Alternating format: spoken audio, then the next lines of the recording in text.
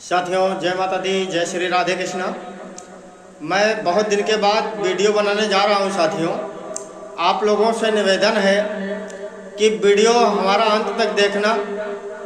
मैं आज भगवान श्री कृष्ण जी के ऊपर कुछ बातें इस वीडियो के माध्यम से आप लोगों तक पहुंचाना चाहता हूं कि कहते हैं कर्म प्रधान विश्व रच राखा, को कर तरक बढ़ावई शाखा। कर्म ही प्रधान है और इस संसार में कर्म बहुत बड़ी चीज़ है। कर्म के ऊपर सारे साधनाएं, उपासनाएं और जो हमारा शरीर चल रहा है वो कर्म के ऊपर ही चल रहा है। मैं जो गूढ़ चीज़ है भक्ति मार्ग की, मैं वीडियो के लास्ट में बताऊंगा आप लोगों को। वीडियो अंत तक देखना कि भक्ति मार्ग किस प्रकार का है, नर से नारायण व्यक्ति किस प्रकार से बन जाता है। यही मनुष्य नारायण का रूप प्राप्त कर लेते हैं और नारायण बन जाते हैं। वो क्या विद्या है, किस प्रकार की विद्या है, किस प्रकार की साधनाएं हैं, क्या उनके अंदर उत्तेजना आ जाती है, कौन सी ज्योति जल जाती है शरीर के अंदर। साथियों, इस शरीर को पवित्र करने के लिए साधनाएं करना होता है, कठिन परीक्षाओं को पास करना होता है। जो इस माया रूपी संसार में आपका जन्म हुआ है, इस संसार में हर प्रकार के फंदे पार करके इस संसार से अलग निकल जाना, परमात्मा के पास और समीप पहुंच जाना होता है।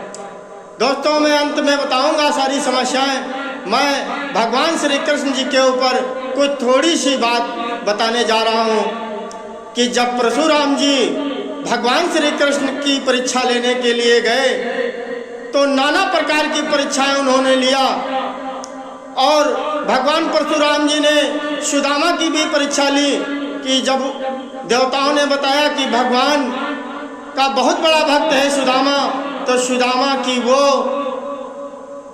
हालत बना दिया भगवान परशुराम ने कि अगर उस समय पर हम और आप होते तो शायद भक्ति छोड़ करके कोई दूसरा मार्ग पकड़ लिए होते।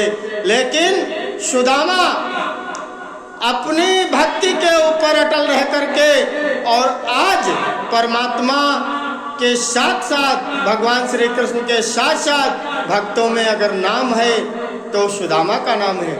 साथियों, मैं आपको बताता चलूं कि ज़्यादा कुछ वीडियो के माध्यम से ना कहते हुए, आप लोग YouTube देखते हैं, गूगल पे सारी चीज़ें सर्च कर लो, आ जाती हैं। मैं आपको बताता चलूं कि एक बार की बात है, भगवान परशुराम जी बोले कि तुम बलराम और कृष्ण दोनों लोग रथ खींचो और मैं रथ पर बैठूंगा, देखता हूँ कितना बल है आप लोगों में।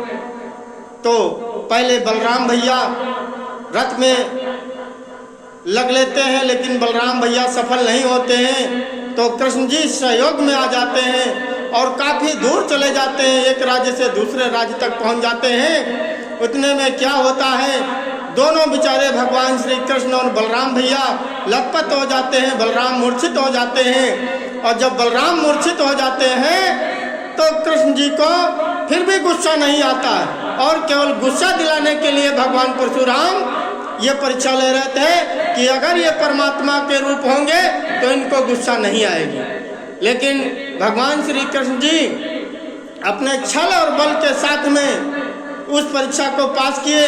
जब बलराम भैया मूर्छित हो जाते हैं रथ को खींचते खींचते, तब जो है श्री कृष्ण भगवान अपनी वो ताकत, जो परमात्मा रूपी ताकत उनके अंदर विराजमान थी, उस ताकत से रथ को खींचने लगते हैं और उनको गुस्सा नहीं आता है। तो उस समय परशुराम जी रथ से उतर करके और क्षमा मांगते हैं कि हे परमात्मा, मैं आपकी परीक्षा ले रहा था, आप ही परमात्मा हैं। तो कहने का मतलब ये है, जो कठिन समय में साथ न छोड़े और संघर्ष को पार करते करते, हर जाल को, हर फंदे को पार करते करते आगे निकल जाए, वही परमात्मा को प्राप्त कर सकता है।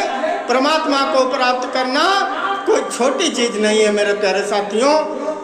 आगे वीडियो में बताऊंगा। वीडियो बहुत लंबा होता जा रहा है। इसी प्रकार से नर से नारायण बन जाता है व्यक्ति, और यही सब समस्याएं हैं। हम इस काल के जाल में फंसे, इस संसार में जन्म हमारा हुआ है, इस संसार में रोटी भी चलाना है, मकान भी बनाना है, घर भी बनाना है, लेकिन धर्म मार्ग पे चल के बनाना है। किसी का अनहित नहीं करना है, अच्छे कर्म करने हैं, अच्छे विचार रखने हैं, अगर हो सके तो लोगों का सहयोग करना है। जय माता दी, जय श्री राधे कृष्ण।